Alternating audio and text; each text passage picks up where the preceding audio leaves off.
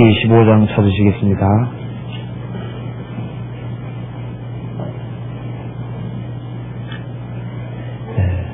제가 1절부터 읽어보겠습니다.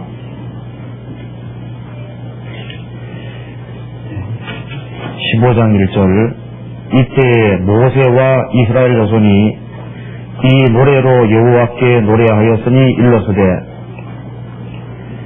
내가 여호와를 찬송하리니 그는 높고 용화로우시며 말과 그 탄자를 바다에 던지셨음이로다. 여호와는 나의 힘이시오 노래시며 나의 구원이시로다.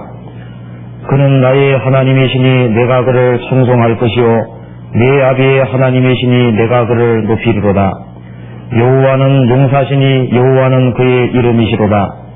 그가 바로의 병거와 그 군대를 바다에 던지시니 그 택한 장관이 홍해에 잠겼고 큰 물이 그들을 덮으니 그들이 돌처럼 깊음에 내렸도다. 여호와여 주의 손이 권능으로 영광을 나타내시니이다. 여호와여 주의 오른손이 원수를 부수시니이다. 주께서 주의 큰 위엄으로 주를 거스리는 자를 엎으시니이다. 주께서 진도를 바라시니 그 진도가 그들을 초기같이 가르시니이다. 주의 굽김에 물이 쌓이되 파도가 언덕같이 일어서고 큰 물이 바다 가운데 엉키니이다. 대적의 말이 내가 쫓아 미쳐 탈취물을 나누리라. 내가 그들로 인하여 내 마음을 채우리라.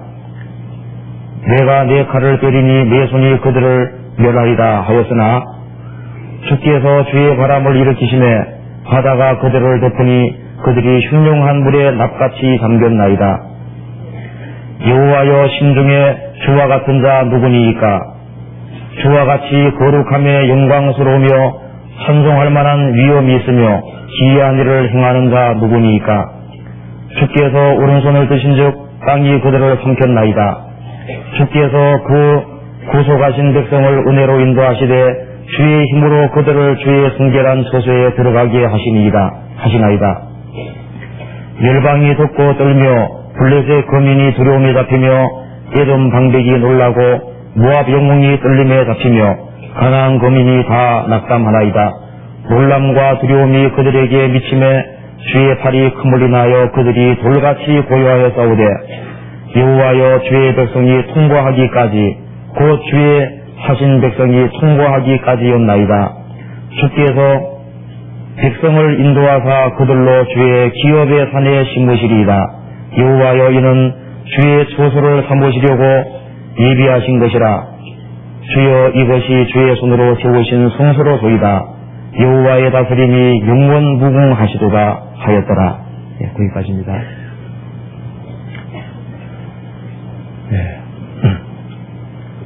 다 아시는 대로 목사님이 지금 미주 수양에 가 계십니다. 또 다 위에서 기도해 줄로 믿습니다. 제가 오늘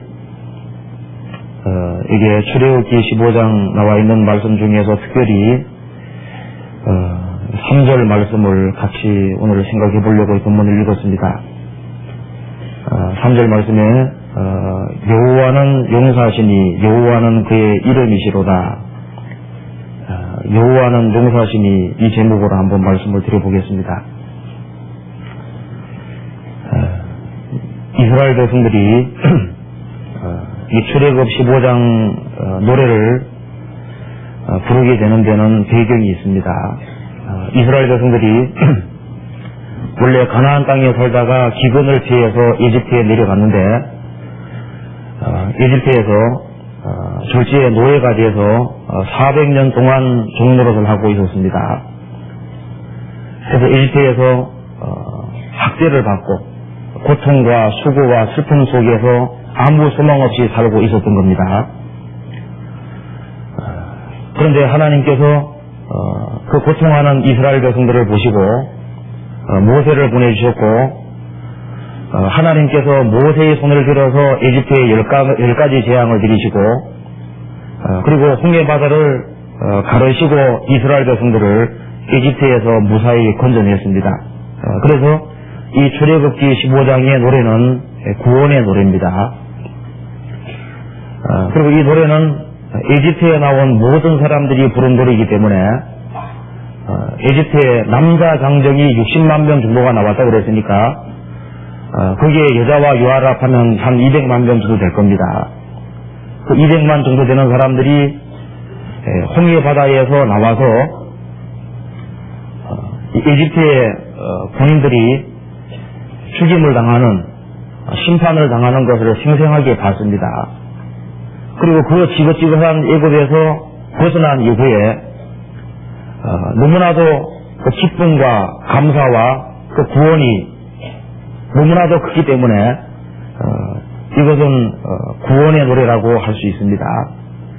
그런데 이 구원의 노래의 핵심은 3절에 말한 대로 여호와는 용사시니 여호와는 그의 이름이시로다. 자, 이스라엘 백성들이 파악한 것은 여호와 하나님이 용사라는 것을 확실하게 아는 겁니다. 에집트는 너무 강하고 이스라엘 민족은 너무 약했습니다. 이스라엘 백성의 힘으로서는 에집트를 도무지 나올 수가 없었던 겁니다. 그런데 하나님께서 에집트에 물이 피가 되는 재앙부터 시작해서 마지막 장자 죽이는 재앙까지 에집트에 10가지 재앙을 내리시고 그리고 이스라엘 백성들을 추적하는 에집트의 바로 왕과 군대를 홍해 바다에 완전히 집어넣어 버린 겁니다. 하나님은 심판하시는 용사라는 것을 이스라엘 백성들은 확실히 깨달았고 아브라함, 이삭, 야곱에게 언약하신 대로 이스라엘 백성들을 건져주시는 구원의 용사라는 것을 확실하게 알았습니다. 그래서 출애굽기 15장에 나와 있는 그 말씀의 핵심은 여호와는 용사신데 심판하는 용사시고 동시에 구원하는 용사라는 걸 이스라엘 백성들이 확실히 깨달은 겁니다. 그래서 이 노래의 핵심은 여호와는 용사시다 그렇게 말할 수가 있습니다. 에집트를 철저하게 심판하시고 이스라엘 백성들을 에집트에서 건져내시고 13절에 말씀한 대로 주께서 구속하신 백성을 은혜로 인도하시되 주의 힘으로 그들을 주의 성결한 처소에 들어가게 하시니이다. 이스라엘 백성들을 에집트에 건져내신 것도 순전히 은혜였습니다. 이스라엘 백성들을 광야로 통과케 하시고 그리고 가나안 땅까지 이끌어들인 겁니다. 그래서 이 성경의 하나님은 심판의 용사인 동시에 구원의 용사입니다. 여호와는 용사시니 여호와는 그의 이름이시로다. 그래서 우리가 오늘 3절 말씀을 구체적으로 한번 생각을 해보겠습니다. 하나님께서 천지를 창조하셨을 때는 하나님께서 안식하고 계셨습니다. 그런데 아담 하와가 범죄한 이후에 사람은 죄 가운데 떨어지고 마귀의 권세에 떨어졌기 때문에 하나님께서는 역사 속에서 자신을 용사의 모습으로 나타내 주신 겁니다. 출애굽 사건이 그것을 가장 정확하고 분명하게 나타내 주고 있습니다. 그런데 하나님은 용사시대 마귀는 괴계에 능한 용사지만은 하나님은 하나님이시기 때문에 불의가 없이 공의로 싸우시는 용사인 것을 성경 전체가 밝히고 있습니다.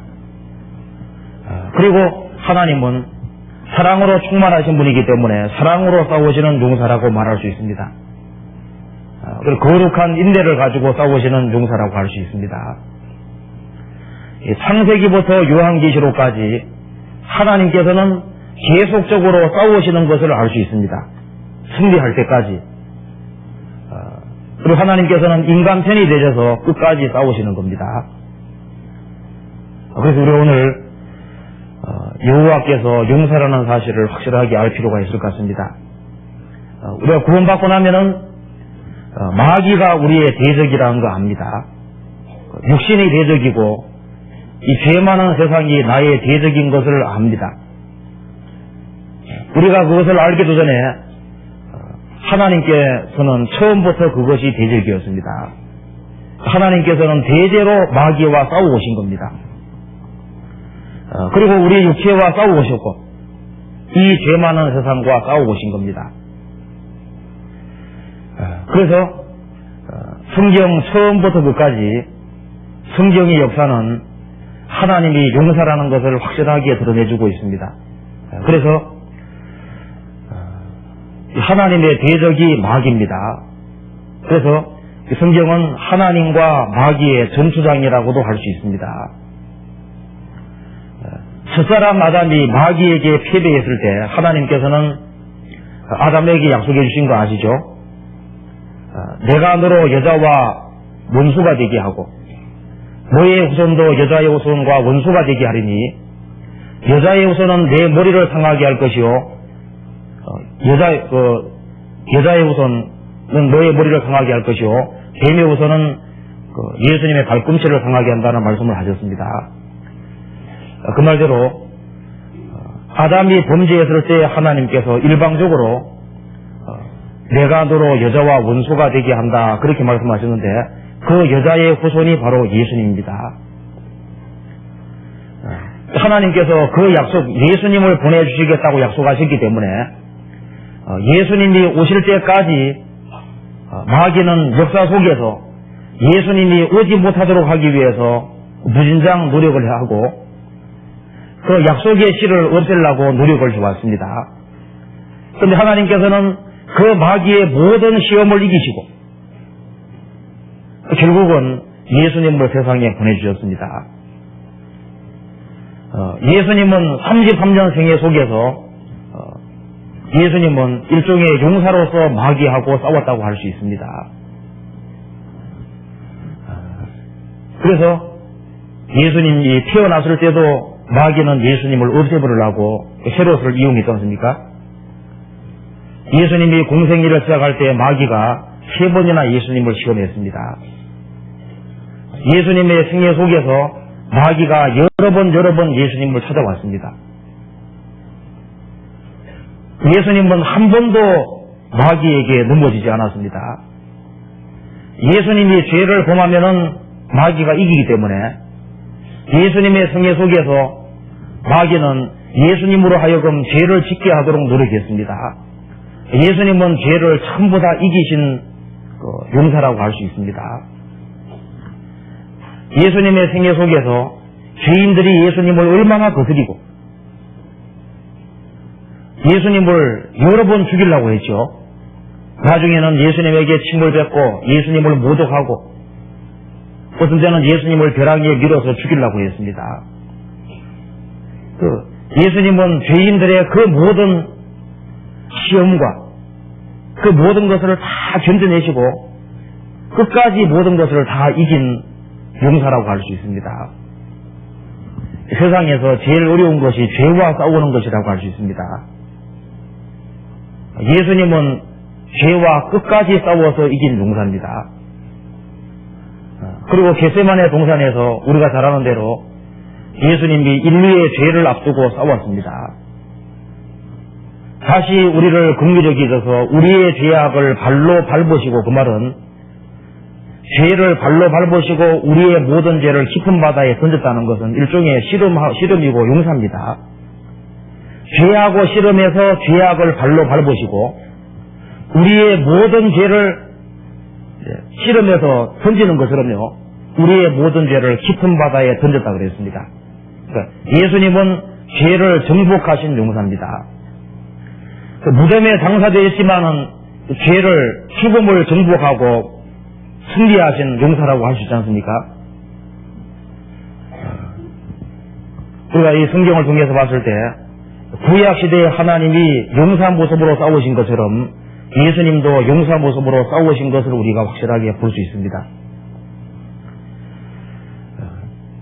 하나님께서 구약시대 때 이스라엘 백성들을 위해 싸우신 모든 것은 신약시대에 하나님께서, 주님께서 교회를 위해 싸우시고 성도들을 위해서 싸우시는 모든 것을 그림자로 보여주는 거라고 할 수 있습니다.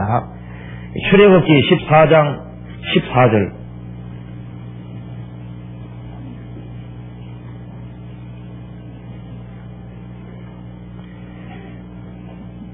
여호와께서 너희를 위하여 싸우시리니 너희는 가만히 있을지어다.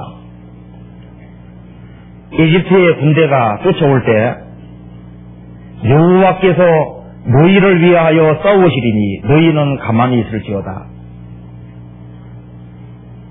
이집트 바로 군대가 잡으러 올 때 하나님께서 홍해바다를 가르시고 이스라엘 민족을 홍해바다를 통과하게 하고 이집트 군대들은 전부 다 물속에 집어넣어 버렸습니다. 여호와께서 너희를 위하여 싸우시리니 너희는 가만히 있을지어다. 출애굽할 때도 하나님이 싸워주셨죠. 여호수아 인도로 이스라엘 백성들이 가나안 땅을 정복할 때 하나님께서 앞서 행해 주시고 싸워주셨다고 되어 있습니다. 신명기 33장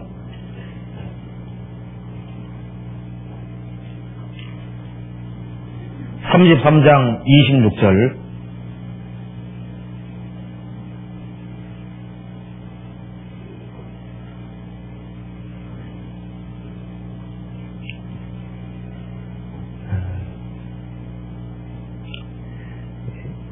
여수론이여 이스라엘을 대표해서 하는 말입니다. 하나님 같은 자 없도다. 그가 너를 도우시려고 하늘을 타시고 궁창에서 위엄을 나타내시는도다. 영원하신 하나님이 너희의 처소가 되시니 그 영원하신 팔이 내 아래에 있도다. 그가 내 앞에서 대적을 쫓으시며 멸하라 하시도다. 여수론이여 이스라엘이여 그 말입니다. 이스라엘이여 하나님 같은 자 없도다. 그가 너를 도우시려고 하늘을 타고 궁창에서 위엄을 나타내시는도다. 하나님이 직접 싸워주신다는 겁니다. 영원하신 하나님이 너의 처소가 너의 집이 되시니 그 영원하신 팔이 내 아래에 있도다. 그 하나님의 영원하신 팔이 내 아래에 있도다. 이 말은 이스라엘 백성들을 안고 가신다 그 말입니다. 어머니가 아기를 안고 갈 때 팔이 아기 밑에 있습니다. 그 영원하신 팔, 그 전능하신 팔이 내 아래에 있도다. 신명기에서도 하나님께서 이스라엘 백성들을 안고 가신다고 말씀하셨습니다. 그가 내 앞에서 대적을 쫓으시며 멸하라 하시도다. 이스라엘 백성들을 안고 가시면서 하나님이 앞장서서 대적을 쫓으시는 겁니다. 그래서 하나님께서는 이스라엘 백성들을 위해서 대대로 싸워오셨습니다. 여호수아 23장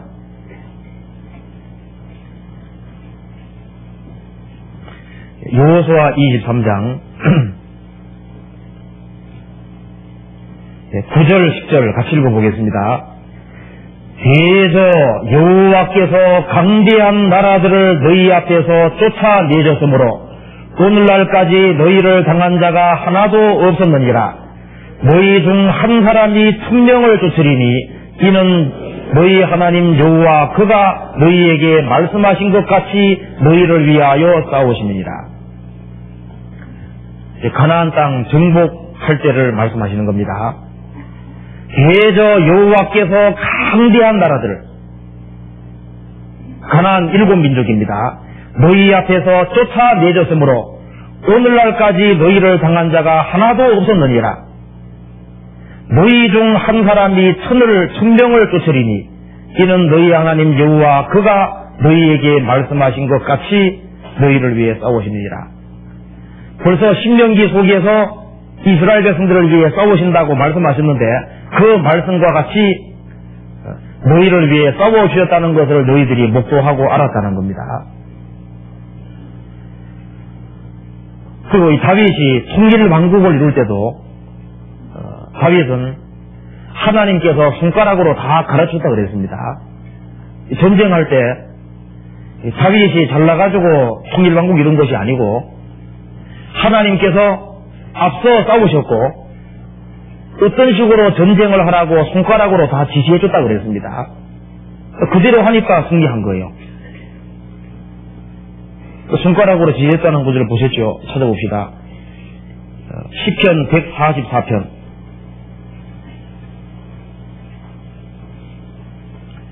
144편 1절입니다.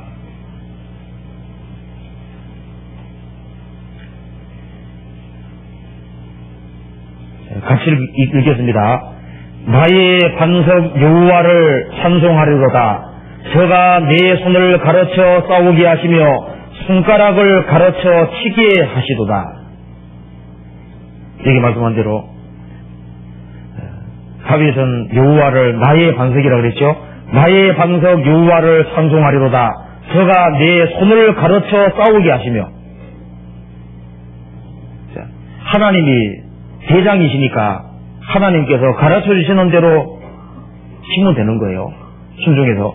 그래서 저가 내 손을 가르쳐 싸우게 하시며 손가락을 가르쳐 치게 하시도다. 그래서 하나님이 도와주셨기 때문에 다윗이 통일 왕국이 이루어졌습니다.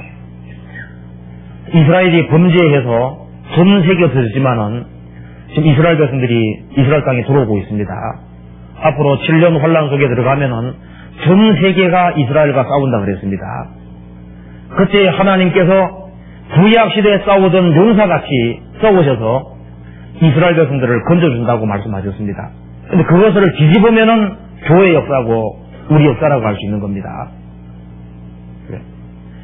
하나님은 예나 지금이나 본성이 변함이 없습니다. 그는 변함도 없으시며 회전하는 그림자도 없는 분입니다. 구약시대의 하나님이 신약시대의 하나님이고 똑같은 분입니다. 스가랴 12장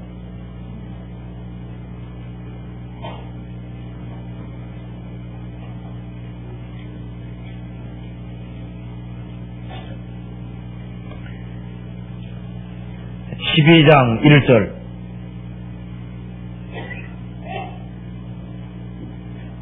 (1323페이지입니다) 이스라엘에 관한 여호와의 말씀의 경고라. 여호와 곧 하늘을 펴시며 땅에 터를 세우시며 사람 안에 심령을 지으신 자가 가라사대 보라 내가 예루살렘으로 그 사면 국민에게 혼치케 하는 단이 되게 할 것이라. 예루살렘이 에워싸일 때 유다까지 미치리라. 그날에는 내가 예루살렘으로 모든 국민에게 무거운 돌이 되게 하리니 무릇 그것을 드는 자는 크게 상할 것이라. 천하 만국이 그것을 치려고 모이리라. 하나님께서 전 세계 사람에게 경고해주고 있습니다. 이스라엘 민족 함부로 건드리지 말으라고 말해주고 있는 겁니다. 이스라엘 백성들을 혼치케 하는 단이 되게 한다는 얘기는 이스라엘 때문에 문제가 많이 생기는 걸 말하고 있습니다. 그리고 이스라엘은 무거운 돌이 되게 될 것이기 때문에 무릇 그것을 예루살렘을 드는 자는 크게 상할 것이다. 이스라엘이 독립하고 난 이후에 이스라엘 민족 건드려서 결과가 좋지 못합니다. 그런데 이방 사람들은 눈이 멀었기 때문에 결국은 전 세계 사람들이 예루살렘 시로 모인다 그랬습니다. 그때 하나님이 초자연적으로 개입하시는 거예요. 한 장 넘겨보시겠습니다. 8절에 그날에 여호와가 예루살렘 거민을 보호하리니 그 중에 약한 자가 그날에는 다윗 같겠고 다윗의 족속은 하나님 같고 무리 앞에 있는 여호와의 사자가 될 것이라. 예루살렘을 치러 오는 열국을 그날에 내가 멸하기를 힘쓰리라. 14장 3절 그때 여호와께서 나가사 그 열국을 치시되 이왕 전쟁날에 싸운 것 같이 하시리라. 구약시대 때 하나님이 전쟁하시는 분이었습니다. 이스라엘 백성들을 에집트에서 건지신 바로 용사입니다. 이스라엘 백성들로 하여금 가나안 땅을 정복하게 한 용사입니다. 다윗을 통일 왕국으로 이루도록 하는 그 용사인데 앞으로 전 세계가 달려들 때 이 구약 시대에 싸우던 식으로 하나님께서 용사같이 싸우실 것을 말씀하셨습니다. 이스라엘 민족을 지구상에서 없앨 수가 없습니다. 구약 시대 때는 하나님이 이스라엘 백성들을 위해 싸워주셨는데 신약 시대 때는 예수님이 이 땅에 오셔서 십자가에 죽으시고 부활하심으로 마귀하고 싸워서 이겼습니다. 예수님이 죽으시고 부활하시고 승천한 이후에 오순절날 성령이 강림하심으로 교회가 시작되었습니다. 베드로에게 말씀하시기를 너는 베드로라 내가 이 반석 위에 내 교회를 세우리니 음부의 권세가 이기지 못하리라.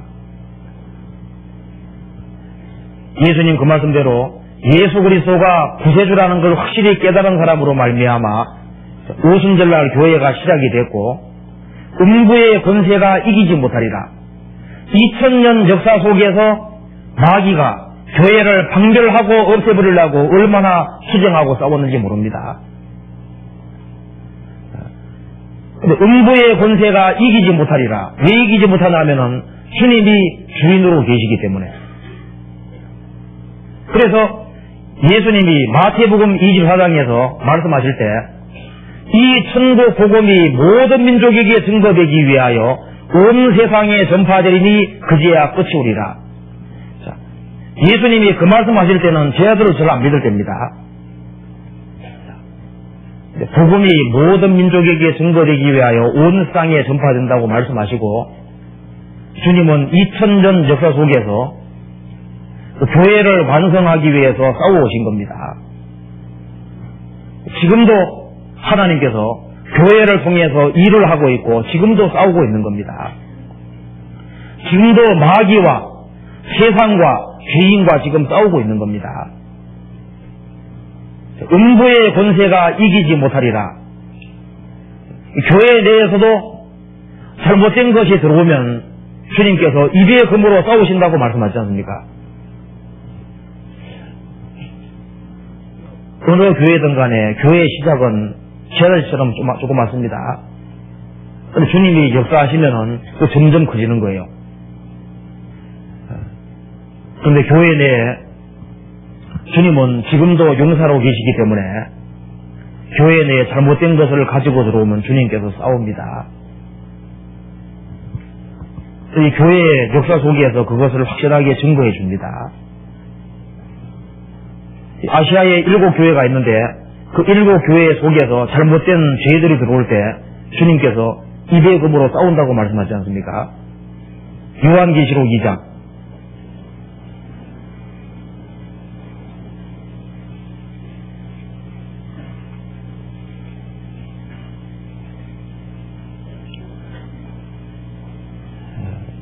요한계시록 2장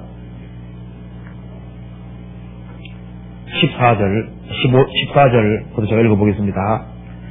그러나 내게 두어 가지 책망할 것이 있나니 거기 내게 발람의 교훈을 지키는 자들이도다.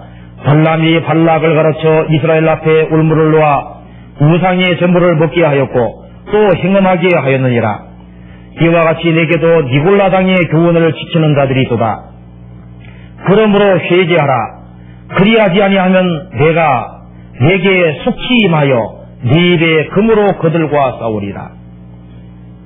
자, 두 눈이 불 것 같은 주님이 모든 것을 다 보고 있습니다. 이 버가모 교회에 신앙적이고 도덕적인 죄들이 들어왔습니다. 그런데 하나님 말씀하시기를 회개하라. 그리하지 아니하면 내가 내게 속히 임하여 네 입에 금으로 그들과 싸우리라. 구약 시대 때만 용사 아니고 지금도 주님은 용사로 지금도 계시고 있습니다.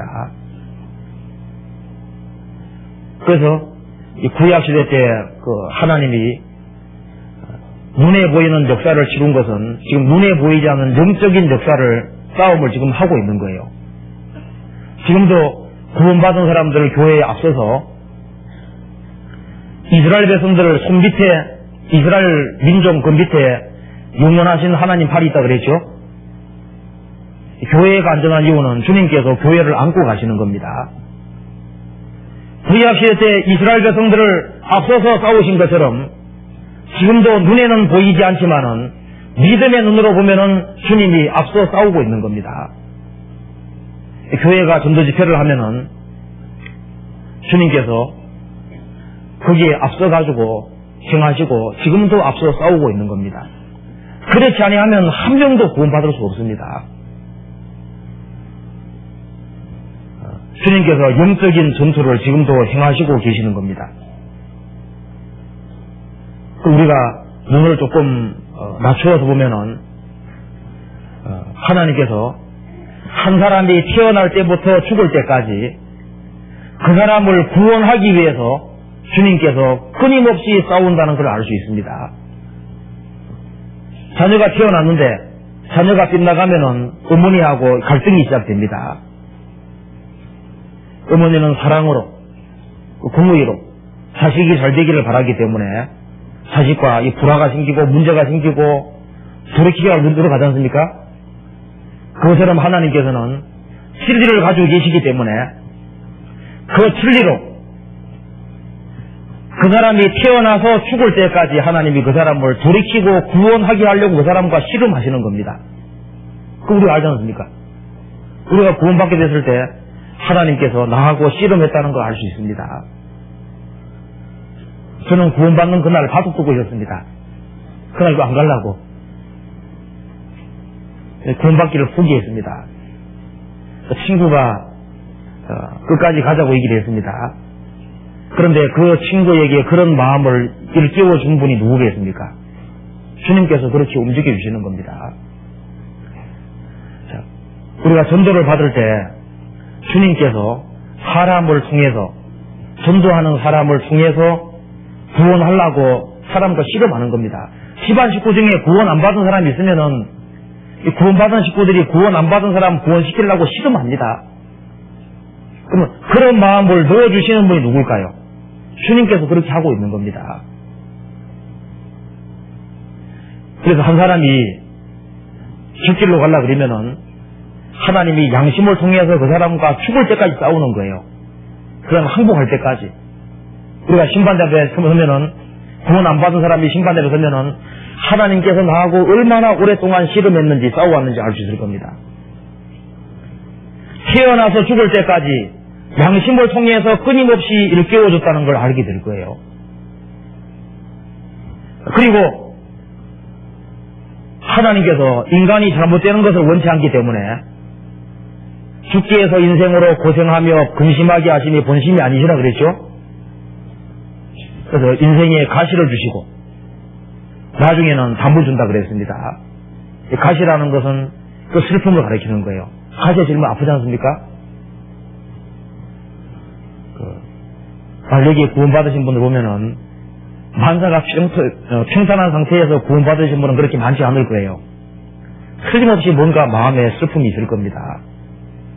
담을 쌓는다는 것은 하도 뒷길로 가려고 그러니까 담을 쌓아 길 못하게 한다는 말 나와있죠. 앞뒤가 꽉 막히게 만드는 겁니다. 절망적인 상황으로 몰아넣는 겁니다. 그렇게 해서라도 주님이 그 사람을 구원하려고 하는 거예요.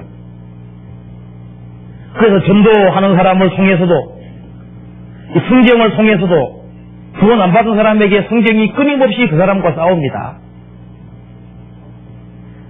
성경 구절이 그 사람과 끊임없이 싸우는 거예요.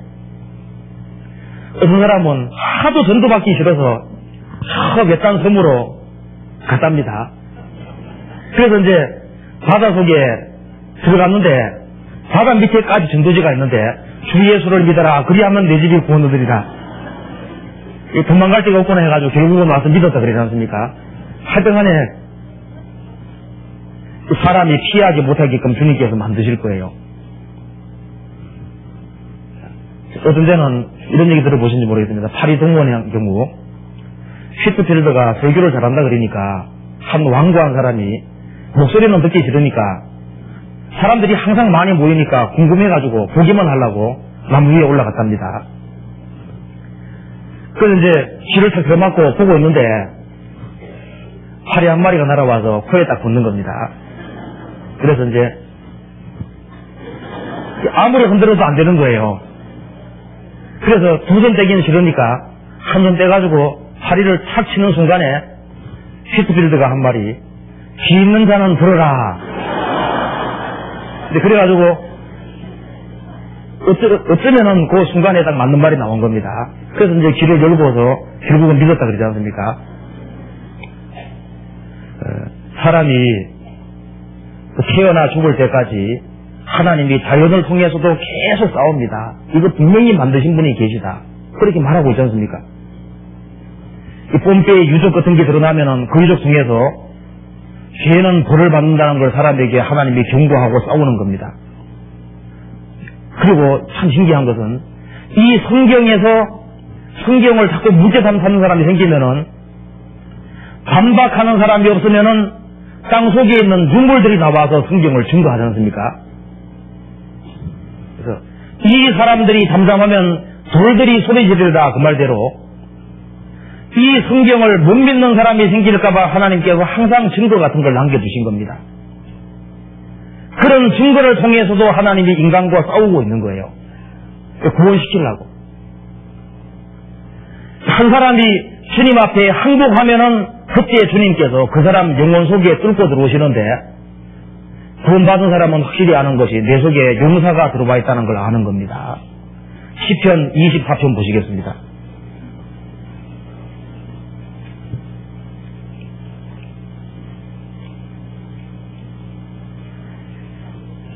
자, 3절부터 교독이있지만 다시 한번 읽어보겠습니다.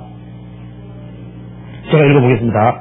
여호와의 산에 오를 자 누구며 그 거룩한 곳에 설 자가 누군고 그 손이 깨끗하며 마음이 청결하며 뜻을 허탄한 데 두지 아니하며 거짓 맹세치 아니하는 자로다. 저는 여호와께 복을 받고 구원의 하나님께 의를 얻으리니 이는 하나님을 찾는 족속이요 야곱의 하나님의 얼굴을 구하는 자로다. 문들아 너희 머리를 들지어다. 영원한 문들아 들릴지어다. 영광의 왕이 들어가시리로다. 영광의 왕이 니시뇨 강하고 능한 여호와시오 전쟁에 능한 여호와시로다. 문들아 너희 머리를 들지어다. 영원한 문들아 들릴지어다. 영광의 왕이 들어가시리로다. 영광의 왕이 니시뇨 만군의 여호와께서 곧 영광의 왕이시로다. 자, 이 말에 보면은 누가 그 거룩한 천국에 주님이 계신 그곳에 설 수가 있겠는고. 그렇게 말하면서 4절에 손이 깨끗하며 외적인 행실이 깨끗하며 그 말입니다. 손이 깨끗하다는 것은 행실이 깨끗한 걸 얘기하는 거예요. 행실이 깨끗해지려면은 마음이 청결이 되지 않습니까? 마음이 청결해지려면은 뜻을 허탄한 데 두지 아니하. 이 말은 중심이 확실하게 잡히는 걸 얘기하는 겁니다. 사람의 중심이 확실하게 잡히려면은 누군가가 들어와 있어야 되는 겁니다. 그래서 어떻게 하면 사람이 외적인 행실이 깨끗해지고 마음이 청결해지고 뜻을 허탄한 데 두지 아니하고 하나님 중심으로 확실하게 자리 잡을 수 있냐는 겁니다. 곡신은 거듭나야 된다 그 말입니다. 누군가가 그 사람 속에 들어와야 된다는 거예요. 그래서 문드라 하는 얘기는 청중들을 향해서 하는 얘기인 겁니다. 이스라엘 백성들을 향해서 하는 얘기예요. 신약시대로 말하면 온 세상 사람을 향해서 하는 말입니다. 사람에게 전부 다 마음의 문이라는 것이 있습니다. 문드라 너희 머리를 들지어다. 영원한 문드라 들릴지어다. 영광의 왕이 들어가시리로다. 구원받는 것은 교리가 아니고 실제입니다. 믿는 것은 영접하는 거죠. 주님이 진짜 들어오는 겁니다. 영광의 왕이 들어가시리로다. 영광의 왕이 미시뇨 능하고 강하고 능한 여호와시요 전쟁에 능한 여호와시로다. 문들아 너희 머리를 들지어다. 영원한 문들아 들릴지어다. 영광의 왕이 들어가시리로다. 영광의 왕이 니시뇨 만군의 여호와께서 곧 영광의 왕이시로다. 구원받을 때 여기 말씀한 대로 아주 강하고 능한 여호와, 전쟁에 능한 여호와가 속에 들어오시는 겁니다. 그래서 구원받은 것은 주님이 영접이 된 거예요. 주님이 속에 들어온 겁니다. 그분은 강하고 능한 여호와입니다. 전쟁에 능한 여호와인데 주님께서 구원받은 사람 속에 좌정하시면은 뜻을 허탄한 데 두지 아니하며 그 말씀대로 마음의 중심이 딱 잡히는 겁니다. 그래야만 주님께서 그 사람의 마음의 중심을 딱 붙잡으시고 그 다음에 마음을 바꿔나가시는 겁니다. 그래야만 외적인 행실을 순도 깨끗해지는 거예요. 그래서 구원받을 때 영광의 왕이 들어왔는데 이 구약시대에 전투가 능한 전쟁하시는 여호와, 신약시대 때 영적으로 전쟁하시는 그분이 속에 들어와 있는 겁니다. 그래서 구원받으면 그때부터 뭐가 시작되는 줄 아시죠? 싸움이 시작이 되는 겁니다. 그래서요, 한 사람이 구원받으면은 성경 구약에 나와 있죠. 내가 아말렉과 대대로 싸우리라. 아말렉이 육체 가리키는 겁니다. 이스라엘 백성들이 에집트에 나왔을 때 아말렉 군대가 이스라엘 백성들을 잡아가지 않습니까? 아말렉과 대대에 싸운다 그랬는데 이제 구원받은 그때부터 주님께서 우리 육신과 육체와 싸움을 시작하시는 겁니다. 육체와 육신의 생각, 육신의 생각과 끊임없이 싸웁니다. 보통 시어머니 보다가 더 꼬치꼬치 따지시는, 그리고 기어코 굴복시키시는, 구원받고 나면은 이제 하나님하고 씨름이 시작되는 거예요. 그렇지 않습니까? 그거 느끼시죠? 제발 이것만은 용납해주면 좋겠는데 그거 가지고 주님이 씨름합니다. 모든 이론을 파하며 하나님을 아는 것을 대적하여 높아진 것을 다 파하고 모든 생각을 사로잡아 그리스도에게 복종케 하니, 복종할 때까지 싸우는 거예요. 자, 구원받은 그때부터 주님 앞에 가는 그날까지 주님이 싸운다는 걸 알 수 있습니다. 계속해서. 주님께서 이 마귀하고 싸우는 동시에 우리하고도, 우리 육체하고도 싸웁니다. 구원받아도 자기 이론이 너무 많아요. 그래서 어떤 사람 말하기를 나는 주님께 의지하고 산다고, 맡기고 산다고. 근데 그 말이 부동날 수가 많이 있습니다. 어떤 어려운 상황에다 부딪히면은 그 전에 행하던 자기 수단 방법이 다 나오는 거예요. 그래서 맡기는 것처럼 보였는데 나중에 맡기지 않았지 않습니까? 구원받아서도 자기 이론이 많이 있습니다. 신앙이 어느 정도 되면은 많이 없어진 줄 알았는데 또 더 중대한 문제가 터지면은 또 자기 생각이 또 나오는 거예요. 그래서 하나님께서 내 이론들을 하나씩 부숴갑니다. 구원받아서도 하나님을 아는 것을 대적에 도와진 것이 많은 거예요. 저는 성경책을 거의 안 읽은 상태에서 구원받았기 때문에 구원받고 나니까 제일 처음에는 이제 걱정인 것이 겁니다. 창세기부터 이제 요한계시록 읽어나가면서 혹시 이 속에 틀린 것이 나오면 어떡하나, 이제 그런 걱정을 많이 했는데, 물론 하나님 도와드리려고. 이 성경 혹시 틀린 것이 나오면 큰일 나지 않습니까? 나중에 그것이 완전히 잘못된 마음이라는 걸 알았습니다. 하나님은 자기 수를 보존할 수 있는 그런 능력이 있지 않습니까? 그런데 이 성경 읽어나가면서 내 생각하고 충돌되는 것이 많더라니까요. 신앙생활 하면서 충돌되는 것이 많이 생깁니다. 왜 꼭 그렇게 말씀했을까? 이럴 수도 있을 텐데. 그런데 시간 잡고 지나다 보면은, 아, 성경이 항상 그렇구나. 성경이 진리구나. 그래서 자기 생각이 하나하나 굴복이 되고, 이제 성경 밑으로 자꾸 생각이 내려가게 되는 겁니다. 대학생들은 잡다한 지식을 많이 받아들이니까요. 성경하고 투쟁합니다. 근데 자꾸 시간 지나가면은 성경 자꾸 배우고 가다 보면은 점점 모든 책들이나 모든 것은 성경 밑으로 내려가는 거예요. 그래서 모든 생각을 사로잡아 그리스도에게 복종케 하니. 그래서 이제 구원받은 그때부터 주님께서 싸움을 시작하셨습니다. 그래서 개인의 삶 속에서 굴복되지 않은 것이 있으면은 주님은 끝까지 싸우는 분입니다. 그래서 주님은 주기 때문에, 주인이기 때문에 주인 앞에 굴복이 안 된 것에 대해서는 굴복될 때까지, 구원받은 사람의 삶 속에서 주님이 진짜 주인이 될 때까지 끝까지 싸우시는 걸 우리가 생활 속에서 느낍니다. 병균이 몸에 들어오면은 결국은 싸우지 않습니까? 그것처럼 우리 생활 속에서 죄가 들어오면은 주님은 죄하고는 과거부터 싸워왔기 때문에 구원받은 사람에게 끝까지 싸웁니다. 그걸 버릴 때까지. 우상이 들어오면은 마음속에 아주 큰 투쟁이 시작되는 거예요. 그걸 굴복시킬 때까지. 그걸 그냥 주님께서 봐주면 좋으신데 주님께서 싸웁니다. 버릴 때까지. 그래서 시간 지나면 주님 봐줄 것 같죠?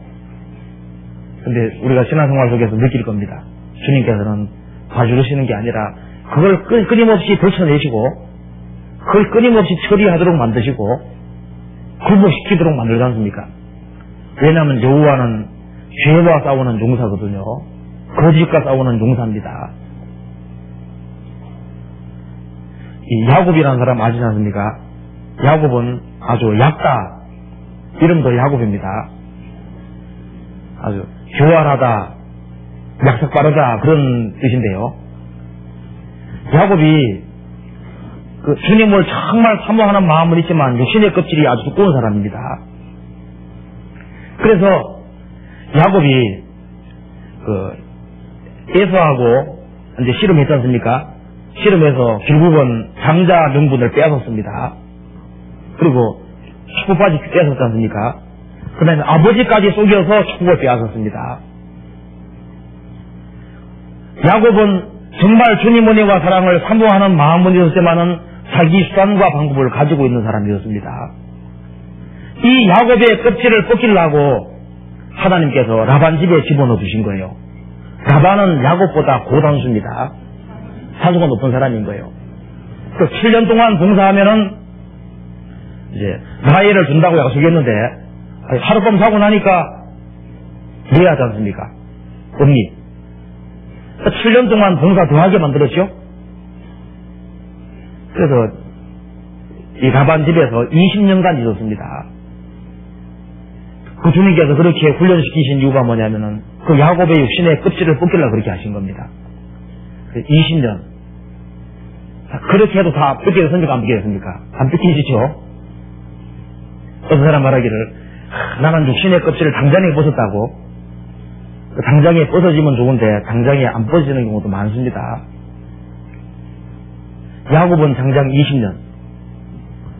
그래서 에서가 잡으러 온다는 얘기, 400명 군대를 거느리고 잡으러 온다는 말을 들었을 때 거기에서도 자기 수단 방법 강구하지 않습니까?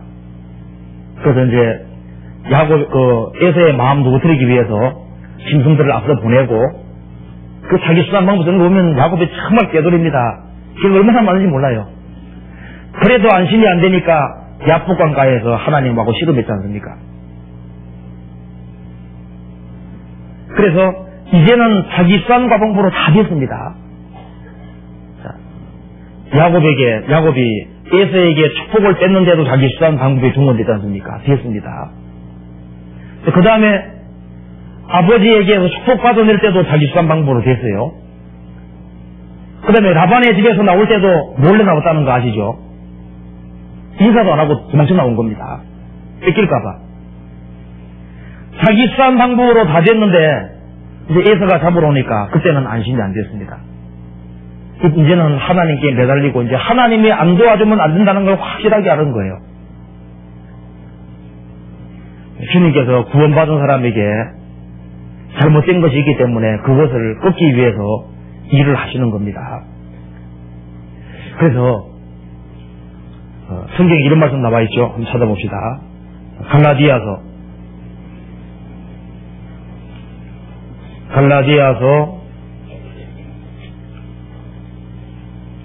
4장 19절.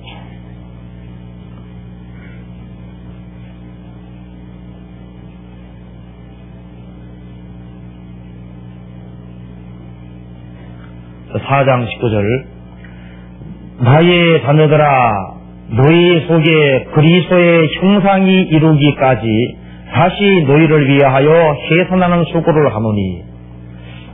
자, 아버지 어머니가 자녀가 태어나면은 그 자녀가 꼴보로 성장해서 사람답게 성장하도록 위해서 끝까지 씨름하고 노력하고 희생하고 수고해서 결국은 사람답게 만들어 가지 않습니까? 그것처럼 한 사람이 구원받은 그때부터 주님께서 구원받은 사람을 하나님 아들답게 만들기 위해서 구원받은 사람하고 씨름합니다. 그래서 부모는 자녀가 탄생했을 때 탄생하는 것만으로 기뻐. 탄생하는 건 기쁜데 그 자녀가 성장하도록 계속 도우는 거예요. 잘못된 것이 있으면 지적해주고 고치게 만들어 가지 않습니까? 그래서 우리가 지구가 온전하게 되는 그 과정을 보면은 하나님께서 이 지구를 아름답게 만들어 가시는 창세기 1장 그 과정을 한번 염두에 잘 두면은 그것을 우리 신앙생활에 그대로 적용해 볼 수 있습니다. 이 혼돈하고 공허하고 무질서한 지구 속에 하나님께서 빛이 있으라 하시며 빛이 있었습니다. 그런데 그 빛을 보고 하나님이 좋았다고 하셨는데 그것을 가지고 만족은 하지 않았습니다. 유질이 될 때까지는 주님 만족하지 않는 겁니다. 궁상 위의 물과 궁상 아래 물이 나누어지고 바다와 육지가 나누어지고 식물이 생길 때 주님께서 좋았더라 그랬습니다. 그런데 그것으로 쉰 것이 아니라 그거로 만족하지 아니하고 나중에 물고기들이 생기고 개들이 생기고 나중에 지구상에 온갖 짐승들이 생기고 나중에 사람까지 생길 때까지는 주님께서 만족하지 않았습니다. 그 모든 것이 다 이루어질 때 주님께서 만족하지 않습니까?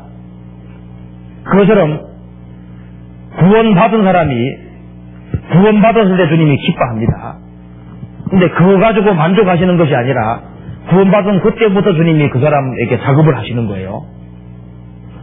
그래서 한 사람이 구원받았을 때 주님이 구원받은 거로 좋아하시고 그 다음에 구원받은 사람 속에서 주님께서 작업을 해나가십니다. 이 혼돈하고 무질서한 이 지구가 점점 정돈이 되어간 것처럼 구원받고 난 다음에 구원받은 사람의 삶을 주님이 정돈시킵니다. 혼돈하고 공허한 지구에 질서를 잡아가는 것처럼 그리고 생명이 없는 지구에 생명이 점점 많아지게 한 것처럼 구원받은 사람 삶 속에서 생명이 충만하도록 만들어 가시지 않습니까?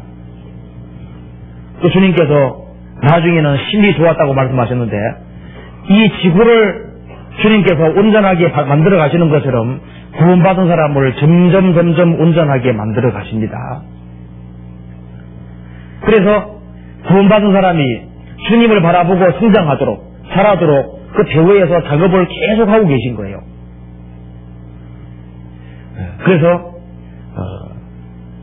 교회 안에서만 주님 역사하시는 것이 아니라 개인 속에서도 주님이 역사한다는 걸 우리가 구원받고 난 이후에 확실하게 알 수가 있습니다. 그리고 우리가 이제 구원받은 사람들이니까요.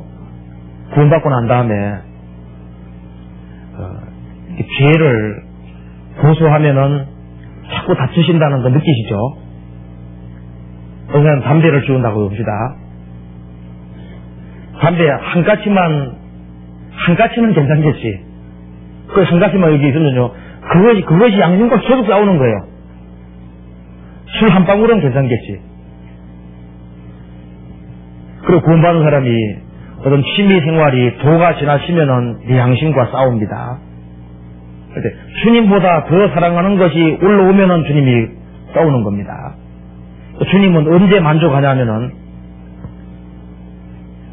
주님 앞에 항복할 때 주님이 만족하시는 거예요. 예레미야 20장 찾아보시겠습니다.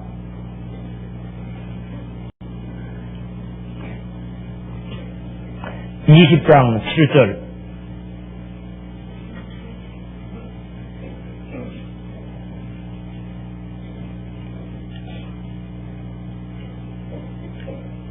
(20장 7절) 여호와여 주께서 나를 권유하심으로 내가 그 권유를 받아 싸우며 주께서 나보다 강하사 이기셨으므로 내가 조롱거리가 되니 사람마다 종일토록 나를 조롱하나이다. 대저 내가 말할 때마다 외치며 강포와 멸망을 부르짖으니 여호와의 말씀으로 하여 내가 종일토록 수욕과 모욕거리가 됨이니이다.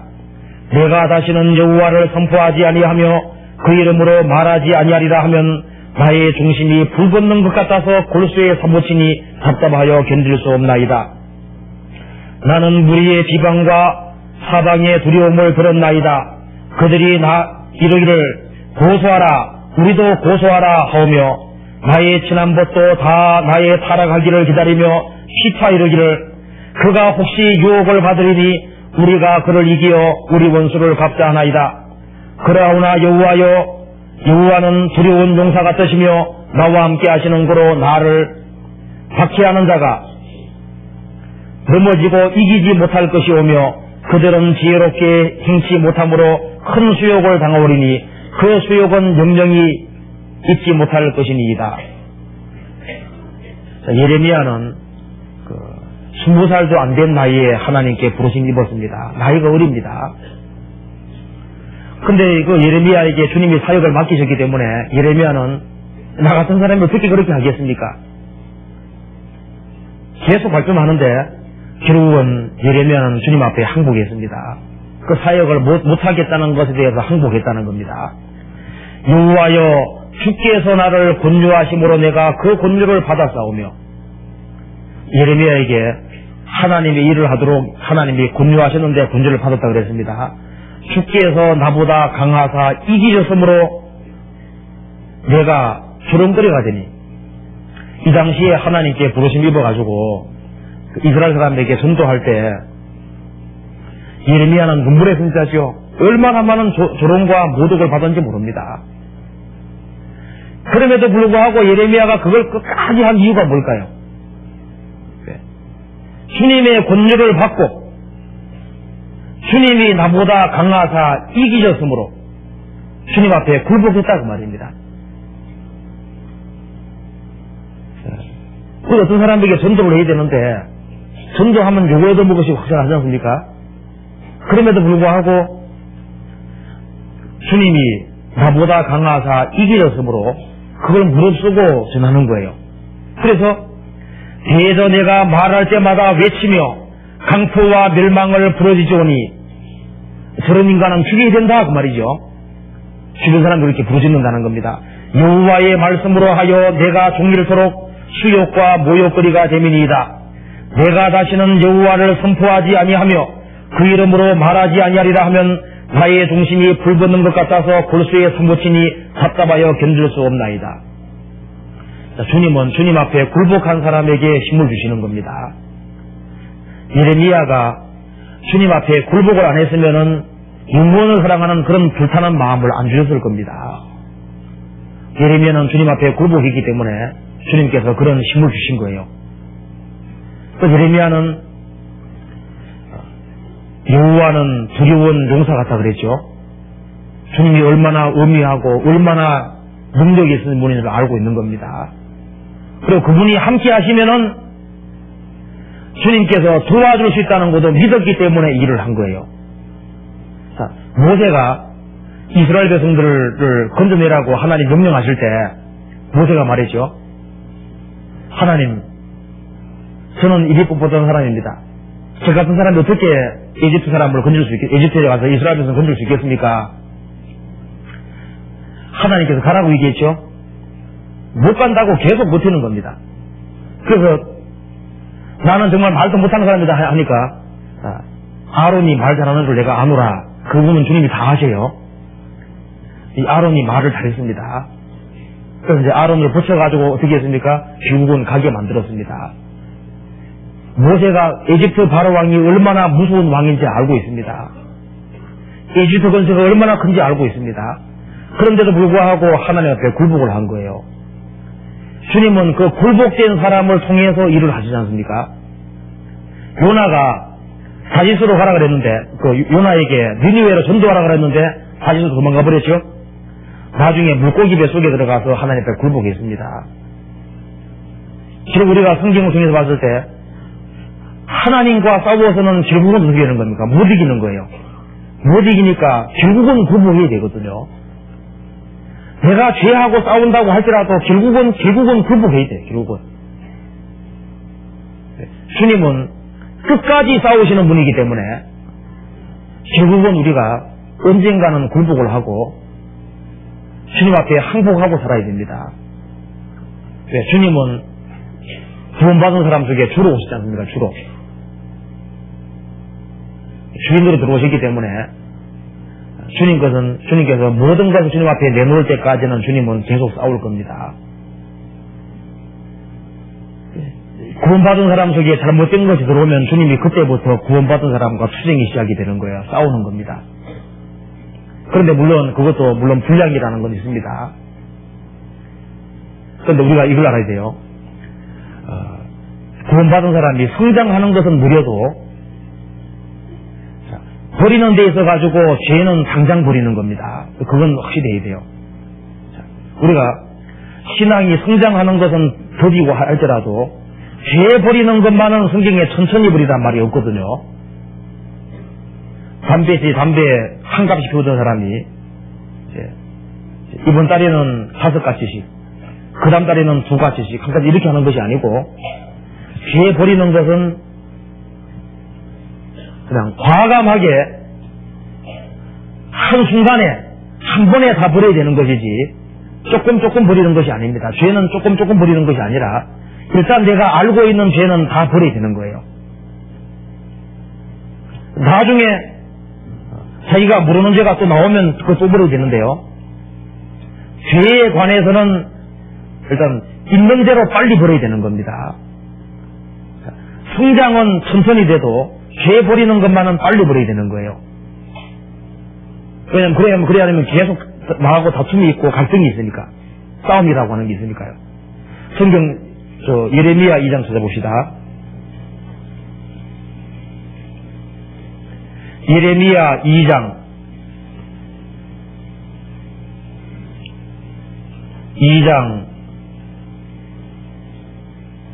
1절 여호와의 말씀이 내게 임하니라. 이르시되 가서 예루살렘 거민의 귀에 외쳐 말할지니라.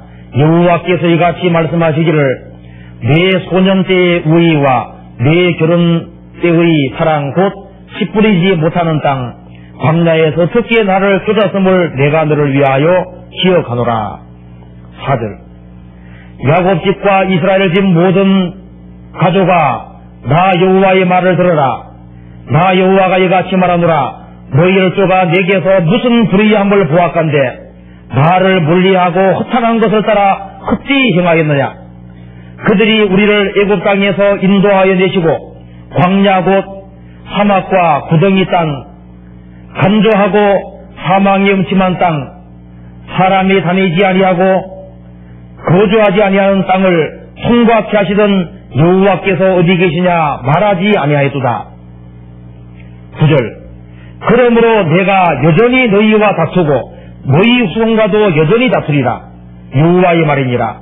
너희는 기띔 섬들에 건너가 보며 계달에도 사람을 보내어 이같이 일의 유무를 자세히 살펴보라. 어느 나라가 그 신을 신 아닌 것과 바꾼 일이 있느냐. 그러나 나의 백성은 그 영광을 무익한 것과 바꿔두다. 너 하늘아 이 일을 인하여 놀랄지어다. 심히 떨지어다. 두려워할지어다. 여호와의 말이니라. 이스라엘 백성들이 에집트에 나올 때는 하나님을 열심히 쫓았는데 가나안 땅 들어가서 오래오래 살면서 하나님을 멀리하고 우상을 쫓는 겁니다. 그래서 하나님께서 말씀하시기를 야곱 집과 이스라엘 모든 가족아 나 여호와의 말을 들어라. 나 여호와가 이같이 말하노라. 너희 열조가 내게서 무슨 불의함을 보았건대 나를 멀리하고 허탄한 것을 따라 헛되이 행하였느냐. 아버지 어머니가 자녀가 자꾸 집 나가려고 그럴 때 부모가 정말 온전한 부모라면 이렇게 말할 겁니다. 내가 너를 낳게 하고 지금까지 키워줬는데 너가 내게서 무슨 불의함을 보았건대 나를 멀리 떠나고자 하느냐. 그렇게 말할 거 아니에요. 아내가 남편 떠나려고 한다면 남편이 말할 겁니다. 남편이 온전한 남편이라면 결혼할 때부터 내가 지금까지 잘못한 게 없는데 내가 떠나려고 하느냐고 다툼이 생길 거 아니에요. 이렇게 말씀하기를 이스라엘 백성에게 하나님이 이렇게 말씀한 것처럼 우리에게도 똑같이 말할 겁니다. 자, 너희들이 내게서 무슨 불의함을 보았건대 나를 멀리하는 거냐. 나를 구원해 주시고 나를 위해 싸워주시고 나를 사랑하시는 그 주님을 어째서 그렇게 멀리하려고 하는 거냐. 물으실 겁니다. 그래서 하나님 말씀하시기를 그러므로 내가 여전히 너희와 다투고 너희 후손과도 다투리라. 여호와의 말이니라. 주님 다투신다고 말씀하셨죠? 이스라엘 백성들이 하나님보다 더 사랑하는 것이 있으니까 주님 다투시는 겁니다. 주님은 주님보다 더 높아지는 것을 원치 않거든요. 주님보다 더 좋은 것을 가지고 있으면 주님이 틀림없이 다툽니다. 구원받고 주님보다 더 사모하는 것이 생기면 양심을 통해서 끊임없이 다툽니다. 양심에 큰 일림이 있지 않습니까? 그리고 우리 속에 성령이 계시기 때문에 성령이 끊임없이 나하고 다툽니다. 그리고 이 성령이 말씀 들을 때마다 질리는 거예요.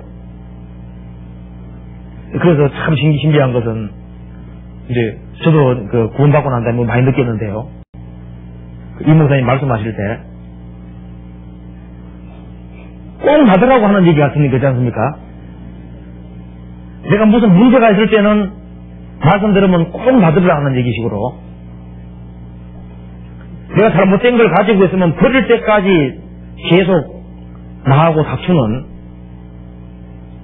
근데 그것이 하나님이 나를 사랑하신다는 증거입니다.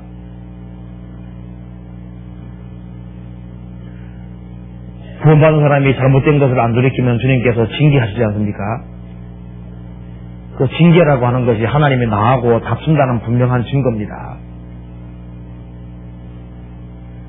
그래서 하나님께서 구원받은 사람하고 다투시는데요, 주님이 구원받은 그때부터 주님 앞에 가는 그날까지 구원받은 사람은 절대 안 버려지기 때문에, 구원받은 사람은, 오래된 사람은 이런 거 느낄 거예요. 하나님은 내가 구원받을 때부터 지금까지 계속적으로 나하고 내가 잘못한 것이 있으면 다투시다는 거 압니다. 주님은 각 개개인하고 다투시는 거예요. 그리고 아주 세세하게 다툰다는 거 압니다. 아주 집요하게, 결국은 버릴 때까지 결국은 다툽니다. 그리고 구원받은 사람은 결국은 항복하게 되는 거예요. 결국은 항복해야 된다는 걸 알 수 있습니다. 그래서 출애굽기 3장에 출애굽기 말씀한 대로 여호와는 용사시니 여호와는 그의 이름이시로다. 여호와는 용사신 것이 확실합니다. 그래서 우리 각자가 구원받을 때부터 지금까지 한번 돌이켜봤을 때 내가 지금까지 세상에 구별될 수 있었던 근거가 뭐냐 생각해보면 뭐겠습니까? 주님이 나를 위해 싸우셨기 때문입니다. 나는 죄하고 타협을 하고 싶고 죄와 같이 있고 싶은 그런 마음도 있는데 그 죄가 들어올 때마다 나하고 싸우시지 않습니까?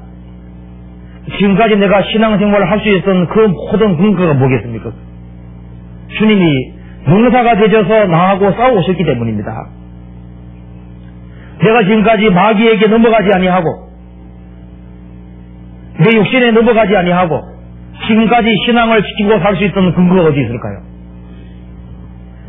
주님이 구원받은 사람을 위해 싸워주셨기 때문입니다. 우리가 집안 식구들을 인도했을 때 그 집안 식구들을 우리 힘으로 구원시킨 것이 아니죠. 주님이 앞서 행해주시고 우리 집안 식구들이 구원받도록 싸워주신 겁니다. 틀림없이 그걸 알 수 있을 거예요. 다윗이 양새끼를 들다가 물고 가면은 뺏어왔지 않습니까? 아브라함이 롯이 잡혀갔을 때 전쟁에서 잡아왔습니다.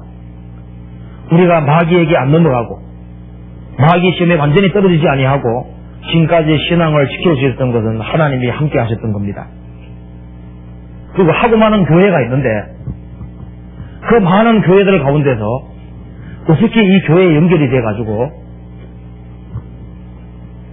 신앙생활을 정말 주님이 역사하시는 그 교회에 연결돼서 지금까지 붙어서 신앙생활을 할 수 있었던 것은 하나님이 나를 위해 싸우셨다는 분명한 증거입니다. 그렇지 않습니까? 그리고 구원받은 사람 보면은 눈물 골짜기를 많이 통과했을 거예요. 구원받은 사람 중에 눈물 골짜기 통과하지 않은 사람이 없습니다. 그래서 이 환난과 역경 그리고 슬픔 그 모든 것을 다 견딜 수 있던 것은 주님이 우리를 위해 싸워주신 그런 사실이 있습니다. 주님이 구원받은 사람 위해서 안 싸워주셨으면은 벌써 넘어졌을 거예요. 우리가 정막 중에 앉지 아니하고 지금까지 신앙생활을 할 수 있었던 그 근거를 다 들여오면은 주님이 구원받은 사람 위해 싸워주신다는 걸 확실하게 알 수 있습니다. 주님은 여기 말씀한 대로 여호와는 용사시니 여호와는 그 이름이시로다. 주님은 구원의 용사입니다. 그래서 세상은 험악합니다. 정말 마귀가 역사하고 죄가 충만한 세상인데 이 세상에서 우리가 지금까지 자신을 지키고 신앙생활을 할 수 있다는 것 자체가 뭐예요? 자체가 주님이 나하고 함께 하시고 주님은 우리를 위해 싸우시는 용사이기 때문에 그것이 가능한 거예요. 그리고 하나님께서는 구원의 용사인 동시에 심판의 용사입니다. 역사 속에서 주님만큼 싸움을 잘하시는 분이 없는 거예요. 정말 심판하시기에 능하신 용사입니다. 끝까지 하나님을 거스리고 끝까지 대적하는 사람에게 가장 무섭게 심판하시는 심판의 용사입니다. 이 은혜 시대 때 은혜를 끝까지 거역하는 사람들, 성경에는 여호와를 대적하는 자는 하나님께서 하늘로 지시는데 산산이 부순다 그랬습니다. 성경 한번 찾아봅시다. 사무엘 상 2장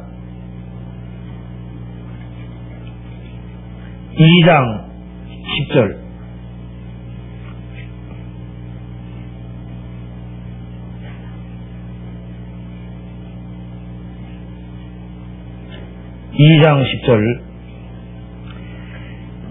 여호와를 대적하는 자는 산산이 깨어질 것이라 하늘 우레로 그들을 치시리로다.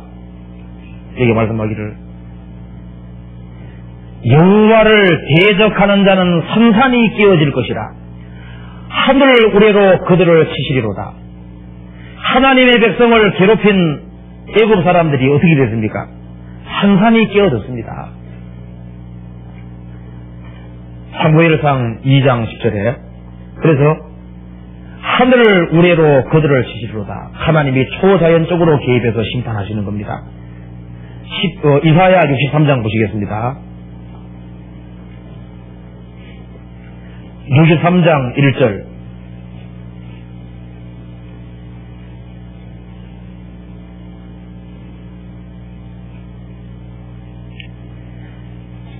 에돔에서 오며 홍모이를 입고 보스라에서 오는 자가 누구뇨? 그 화려한 의복 큰 능력으로 걷는 자가 누구뇨? 그는 되니 의를 말하는 자요 구원하기에 능한 자니라.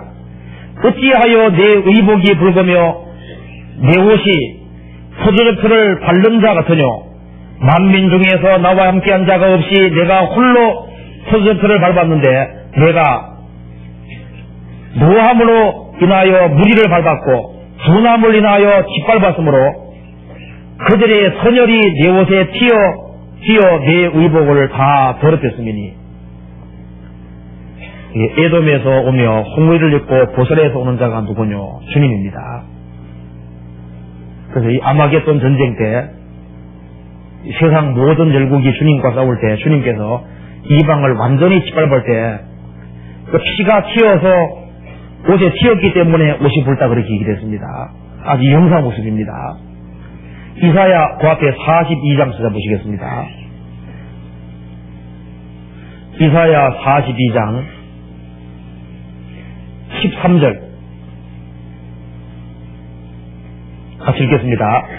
여호와께서 용사같이 나가시며 전사같이 분발하여 크게 외쳐 크게 부르시며 그 대적을 크게 치시리로다. 여호와께서 용사같이 나가시며 전사같이 분발하여 크게 외쳐 크게 부르시며 그 대적을 크게 치시리로다. 지금 출애굽 사건 때 에집트를 친 거 있지 않습니까? 그거는 하나의 그림자에 불과하고 주님이 재림하실 때 가장 무섭게 세상을 치는 일이 있습니다. 왜? 그분은 용사이기 때문에 그렇습니다. 요한계시록 19장 11절.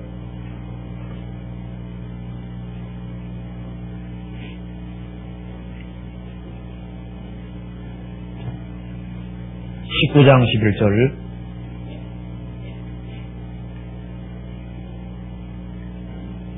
또 내가 하늘이 열린 것을 보니 보라 백마와 천자가 있으니 그 이름은 충신과 진실이라.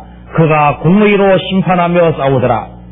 그 눈이 불꽃 같고 그 머리에 많은 면류관이 있고 또 이름 쓴 것이 하나가 있으니 자기밖에 아는 자가 없고 또 그가 피포린 옷을 입었는데 그 이름은 하나님의 말씀이라 칭하더라.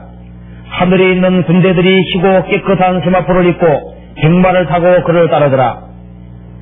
그의 입에서 이 한 금이 나오니 그것으로 만국을 치겠고 친히 저희를 철장으로 거스리며 또 친히 하나님고 전능하신 이의 맹렬한 진노의 포도들을 밟겠고 그 옷과 다리에 이름 쓴 것이 있으니 만왕의 왕이요 만주의 주라 하였더라.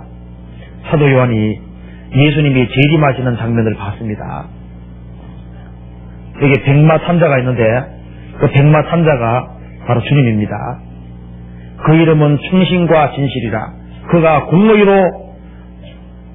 공의로 심판하며 싸우더라. 주님이 백마 타고 내려오실 때 그 뒤를 따르는 군대는 구원받은 성도들입니다.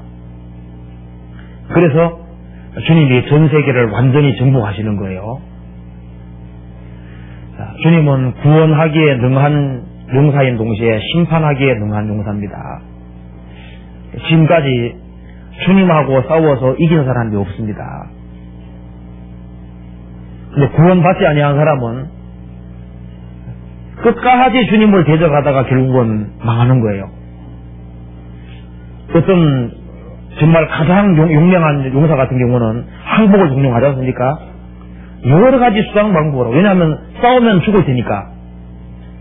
그것은 주님께서는 이 죄인들하고 싸우는데 충분한 기회와 시간을 줍니다.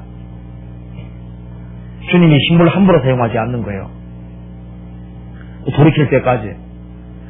그럼에도 불구하고 끝까지 마음을 강팍하게 해서 돌이키지 아니할 때 결국은 그 사람은 주님 앞에서 심판받을 수밖에 없습니다. 우리가 역사 속에서 주님의 용사라는 걸 우리가 볼 수 있습니다. 그러면은 주님하고 싸워서는 안 된다는 것을 우리가 알 수 있는 거예요.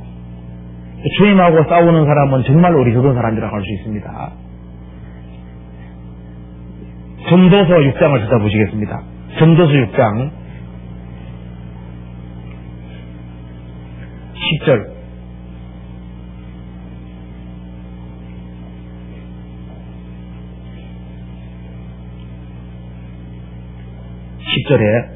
이미 있는 무엇이든지 오래전부터 그 이름 이미 칭한 바 되었으며 사람이 무엇인지도 이미 안 바 되었나니 자기보다 강한 자와 능히 다툴 수 없느니라. 역사 속에서 사람이 무엇인지도 이미 안 바 되었다. 이 역사 속에서 결국 인간이 얼마나 연약한지도 알 수 있습니다. 인간이 얼마나 거짓된지도 알 수 있습니다. 인생에 하는 일이 어떤지도 이제 이미 알게 된 겁니다. 사람이 자기보다 강한 자와 능히 다툴 수 없느니라. 자기보다 강한 자가 누구겠습니까? 하나님입니다. 하나님과는 다투어서 인생이 어떤 바인지도 알게 됐고 하나님이 어떤 분인지도 이미 안 봐됐기 때문에 자기보다 강한 자 하나님과 능히 다툴 수가 없느니라. 제가 한 번은 어느 여름날 공부를 하고 있는데요. 6층에서 이제 공부를 하고 있는데 제가 6층에 살고 있습니다. 그 6층에 여기 6층에 살고 있는데 공부하고 있는데 무기 한 마리가 웽하고 날아다니는데 제가 가까이 다니면서 나중에는 정면 돌파하더라니까요. 저를 물라고. 무기가 저하고 싸워서 이기겠습니까? 못 이기겠습니까? 그래서 제가 탁 잡아버렸어요. 그거보다가 100배, 1000배, 10,000배 어리석은 겁니다. 인간이 하나님과 싸워 이기겠다고 하는 것은 그건 진짜 어리석은 거거든요. 구원을 받지 아니한 사람이 하나님의 심판대 앞에 서서 어떻게 이기려 하는지 모르겠습니다. 그날에 많은 사람이 나들이로되 주여 주여 우리가 주 이름으로 선자 노릇하고 귀신 내쫓고 많은 권능을 행치 않았습니까? 그때 내가 저희에게 밝히 말하되 내가 너희를 도무지 알지 못하니 불법을 행하는 자들아 내게서 떠나가라니라. 이 성경을 대항하는 사람들이 많이 있습니다. 주께서 주의 말씀에 의롭다함을 얻으시고 판단받으실 때 이기려 하심이라 한 것 같으니라.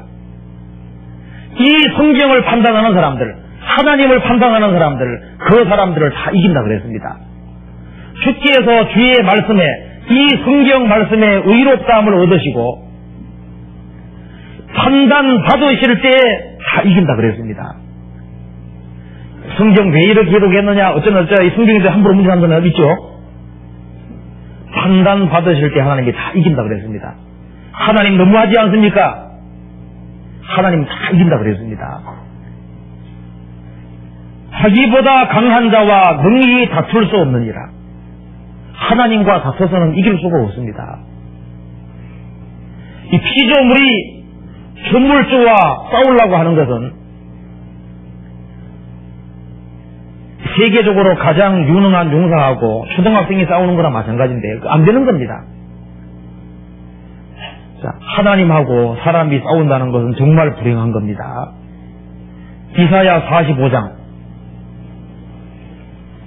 9절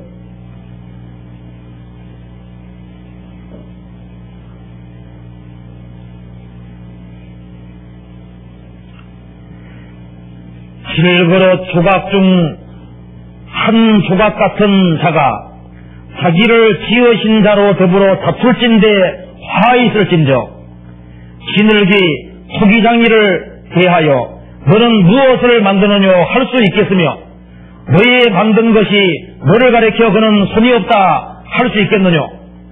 아비에게 묻기를 내가 무엇을 낳느냐, 어미에게 묻기를 내가 무엇을 낳으려고 그러하느냐 하는 자에게 화 있을진저 이스라엘의 거룩하신 자 곧 이스라엘을 지으신 여호와께서 가라사대 장래일을 내게 물어라. 또 내 아들들의 일과 내 손으로 한 일에 대하여 내게 부탁하라. 내가 땅을 만들고 그 위에 사람을 창조하였으며 내가 친수로 하늘을 펴고 그 만상을 명하였노라. 하나님께서 말씀하셨습니다. 실그릇 조각 중 한 조각 같은 자가 자기를 지으신 자로 더불어 다툴진대 화 있을진저 지늘기 토기장이에게 대해서 말하기를 너는 무엇을 만드느냐 할 수 있겠느냐. 또 너의 만든 것이 너를 가리키기를 그는 손재주가 없다 이렇게 말할 수 있겠느냐. 피조물이 조물주하고 다투는 것은 어리석은 겁니다. 주님은 가장 강하고 가장 능한 용사이기 때문에 그분이 무서운 칼을 가지고 있기 때문에 그분하고 싸우는 것은 가장 무서운 겁니다. 그 성경에서 지혜로운 길을 알게 해주셨죠. 자, 땅을 만들고 땅 위에 사람을 창조하고 신소로 하늘을 펴고 삼라만상을 있으라고 명하신 그분에게 다툴 것이 아니라 상대일을 그분에게 묻고 그분에게 모든 것을 의탁하고 부탁하라. 그것이 가장 안전한 길이라고 했습니다. 구원받은 사람이 주님 앞에 빨리 항복하는 것이 가장 현명한 길이라고 할 수 있습니다. 주님하고 다투는 시간이 길면 길수록 손해보는 거예요. 그러니까 주님 앞에서 고집을 부리고 자기의 수단과 방법을 굴복 안 지키는 것은 손해보는 겁니다. 그리고 주님께서 성령을 소멸하지 마라 그랬죠. 성령께서 내 마음을 일깨워 주실 때 그거하고 싸울 필요가 없습니다. 싸우면 안 됩니다. 주님이 구원받은 사람 속에 일깨워 주시는 그 모든 것들이 있을 때 그거하고 다투고 싸우면 안 되는 거예요. 이 말씀 들을 때 그런데 밖에 나가면 또 어떻게 할지 모르겠어요. 밖에 나가면 또 세상 것이 들어오니까 또 싸우는 겁니다. 물론 쉽게는 안 될 거예요. 물론 저도 마찬가지입니다. 그런데 결국은 우리는 싸워야 된다는 걸 알 수 있습니다. 그래서 이스라엘 백성들이 에집트에 나왔을 때 출애굽기 15장에서 부른 노래가 구원의 노래입니다. 모세의 노래, 구원의 노래입니다. 이스라엘 백성들이 그 에집트에 나와서 노래 부를 때 그 노래 소리를 한번 상상해보면 너무 엄청났을 거예요. 200만 명 정도 되는 사람들이 노래 불렀을 때 그 노래가 얼마나 오르셨겠습니까? 그런데 한 사람이 구원받을 때 구원받은 사람 입에서 구원의 노래가 나옵니다. 그런데 이 구원받은 사람들이 전부가 하나님 앞에 올라가서 구원의 노래 부른다고 되어 있지 않습니까? 이 노래보다 더 좋은 노래로 구원의 노래를 부른다 그랬습니다. 이 출애굽한 이스라엘 백성들이 부른 노래는 신약 시대에 구원받은 모든 성도들이 저 위에서 하늘 위에서 부를 구원의 노래를 예표하는 겁니다. 요한계시록 5장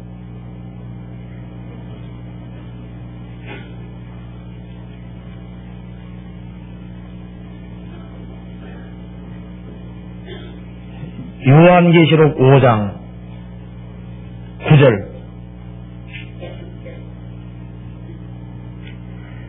새 노래를 노래하여 가로되 책을 가지시고 그 인봉을 떼기에 합당하시도다. 일찍 죽임을 당하사 각 족속과 방언과 백성과 나라 가운데서 사람들을 피로 사서 하나님께 드리시고 저희로 우리 하나님 앞에서 나라와 제사장을 삼으셨으니 저희가 땅에서 왕노릇하리로다 하더라. 이게 새 노래죠. 우리가 저 위에 가서 새 노래를 부를 때 또 주님께 영광 돌리는 노래 부르게 될 겁니다. 일찍 죽임을 당하사 각 족속과 방언과 백성과 나라 가운데서 사람들을 피로 사서 하나님께 드리시고 주님께로 우리를 값주고 샀습니다. 저희로 우리 하나님 앞에서 나라와 제사장을 삼으셨으니 저희가 땅에서 왕노릇하리로다. 우리를 지옥의 형벌에서 구원해 주신 주님, 우리의 죄를 없애주기 위해 주님 싸우시지 않습니까? 우리가 구원받은 그때부터 주님 앞에 가는 그날까지 주님께서 우리를 위해 싸우셨다는 걸 확실하게 알게 될 거예요. 그래서 주님이 저 위에 가면은 정말 용서라는 걸 확실하게 알게 될 겁니다.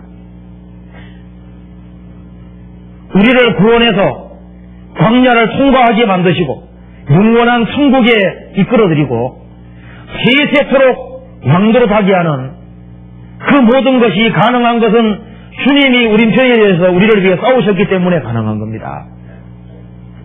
이 노래는 구원의 노래입니다. 요한계시록 7장 9절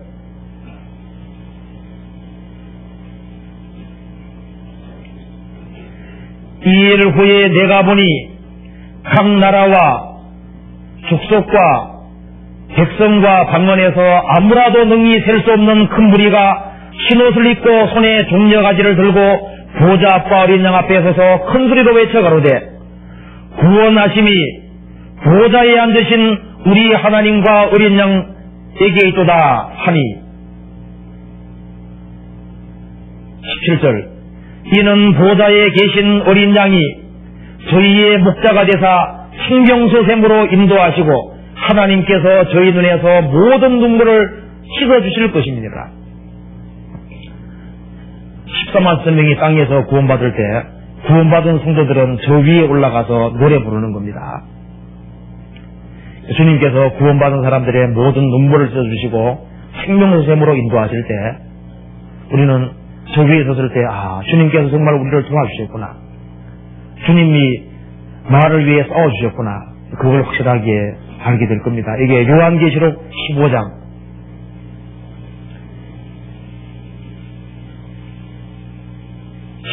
3절 하나님의 종 모세의 노래 어린 양의 노래를 불러 가로되 주 하나님 곧 전능하신 이여 하신 이 크고 기이하시도다. 만국의 왕이시여 주의 길이 의롭고 참되시도다. 이 말에도 보면은 하나님의 종 모세의 노래 어린 양의 노래를 부른다고 그랬죠. 이것이 전부 다 구원의 노래입니다. 구원의 노래. 그래서 이스라엘 백성들이 하나님 앞에 구원의 노래를 부른 것처럼 구원받은 사람들도 구원의 노래 부르는 거예요. 하나님이 다윗에게 기름을 부어서 다윗을 왕 삼아 주겠다고 말씀하셨는데 사울이 다윗이 왕이 못 되도록 죽이려고 그랬죠. 이스라엘 백성들이 다윗이 왕되지 않도록 하기 위해서 다윗을 붙잡아서 사울에게 넘기려고 그랬습니다. 그런데 하나님께서 다윗 편에 대해서 끝까지 다윗을 도와주셨고 다윗이 기어코 왕이 됐습니다. 그때 부른 노래가 시편 18편입니다. 주변 세계를 정복하고 다윗이 위대한 왕이 됐을 때 시편 18편 노래를 불렀습니다. 요셉이 10명의 형들의 미움받아서 에집트에 종로로 하고 팔려가고 억울한 누명 쓰고 감옥까지 갔지만 주님께서 기어코 이 사람을 위대하게 만들어 주셨죠. 충계신. 그래서 그 입에서 나오는 것이 구원의 노래입니다.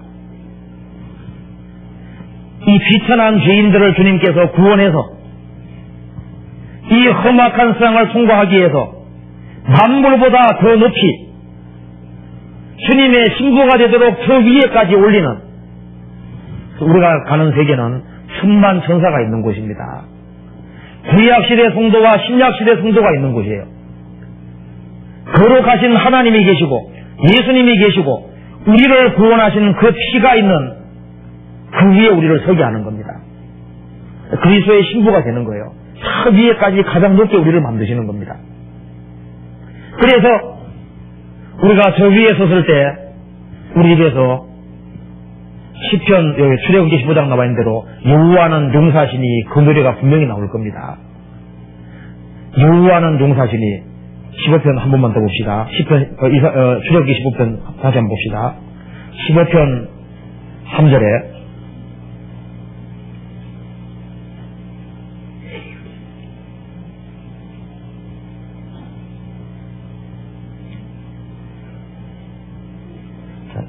제가 1절부터 읽어보겠습니다. 이때 모세와 이스라엘 자손이 이 노래로 여호와께 노래하였으니 일러서되 내가 여호와를 찬송하리니 그는 높고 영화로우시며 말과 그 탄자를 바다에 던지었음이로다. 여호와는 나의 힘이시오 노래시며 나의 구원이시로다. 3절 여호와는 용사시니 여호와는 그의 이름이시로다. 13절 주께서 그 구속하신 백성을 은혜로 인도하시되 주의 힘으로 그들을 주의 성결한 소소에 들어가게 하시나이다. 그래서 여호와는 용사시라는 말이 맞습니다. 그래서 이 구약시대부터 하나님은 계속 싸우셨고 신약시대 교회 속에서도 계속적으로 용사로서 지금도 싸우고 있고 구원받은 사람 속에서도 지금도 싸우고 있습니다. 굴복되지 않은 것이 있기 때문에 구원받지 않은 사람을 위해서도 주님께서 계속적으로 싸우고 있습니다. 끊임없이 구원 안 받은 사람의 마음을 두드리고 있지 않습니까? 그래서 이 구원받은 사람들은 이스라엘 백성들이 출애굽한 사람들이 200만 명의 사람들이 노래 부를 때 그 노래를 한번 생각해보고 초대교회 때부터 지금까지 신약시대에 구원받은 모든 사람들이 저 위에 서서 새 노래로 찬송 부를 때 그걸 한번 상상하면은 정말 엄청난 무리가 상상할 수 없는 그 큰 소리로 노래 부르는 그런 걸 상상해 볼 수 있습니다. 그래서 우리는 외롭지 않은 것은 구원받은 사람 속에 주님이 같이 계시고 강하고 능한 여호와가 같이 계시는 겁니다. 구원받은 사람 약한 것처럼 보이죠. 세상에 구원받은 사람들처럼 그렇게 강한 사람이 없습니다. 구원 안 받은 사람은 질그릇에 불과합니다. 구원받은 사람은 아무리 그 강해 보여도 질그릇에 불과한 거예요. 막상 죽음 앞에 오면 버들 뜹니다. 그리고 재산이 다 날아가면은 그 완전히 주저앉아 버리는 거예요. 그런데 구원받은 사람은 약한 것처럼 보여도 강하고 능한 여호와가 속에 와 계시는 겁니다. 강한 여호와, 능한 여호와, 전쟁에 능한 여호와, 모든 것을 이겨나가는 여호와가 속에 들어와 계시는 겁니다. 주님이 들어와 계시지 않습니까? 그래서 모든 혼란과 역경, 어려움, 그 모든 것을 다 견딜 수 있도록. 그래서 그리스도인들은 죽음 앞에서도 담대할 수 있는 거예요. 왜냐하면 여호와가 속에 들어와 계시기 때문입니다. 이건 이론이 아니고 주님이 실제로 구원받은 사람 속에 들어와 계신 거예요. 구원받은 사람이 육신적인 것 속에 있어도 정말 곤란한 상황에 처하면은 그리스도인들이 얼마나 굳세고 강한지 몰라요. 네. 주님이 용사로 들어와 계시기 때문입니다. 같이 기도하시겠습니다. 자비로우신 우리 아버지 하나님 감사합니다. 저희를 구원해 주시고 구원받은 사람 속에 주님께서 내주하시는 것을 저희들이 압니다. 자비하신 주님, 주님은 우리의 머리시고 우리의 주가 되셨습니다. 자비로우신 우리 아버지 하나님, 저희들을 주님 앞에 가는 그날까지 지켜주시고 이 귀한 복음을 더 많은 사람들에게 힘있게 증거할 수 있도록 도와주시옵소서. 저희들은 너무나도 연약하고 어리석습니다. 머리털 하나도 시고 할 수 없는 연약하고 무력한 사람들입니다. 그러나 우리 속에 계신 주님은 강하시고 능하신 줄 압니다. 자비하신 주님, 우리가 우리의 힘을 의지할 것이 아니라 주님의 힘과 주님의 능을 의지하고 모든 것을 이겨나갈 수 있도록 주님 도와주시고 주님 앞에서는 그날 잘했다는 칭찬을 얻을 수 있도록 도와주시옵소서. 우리 나머지 모든 생에 주님께서 도와주시기를 간절히 의지하오며 이 모든 말씀 우리를 죄에서 구원해 주신 우리 구주 예수 그리스도 이름 받들어 기도하옵나이다. 아멘.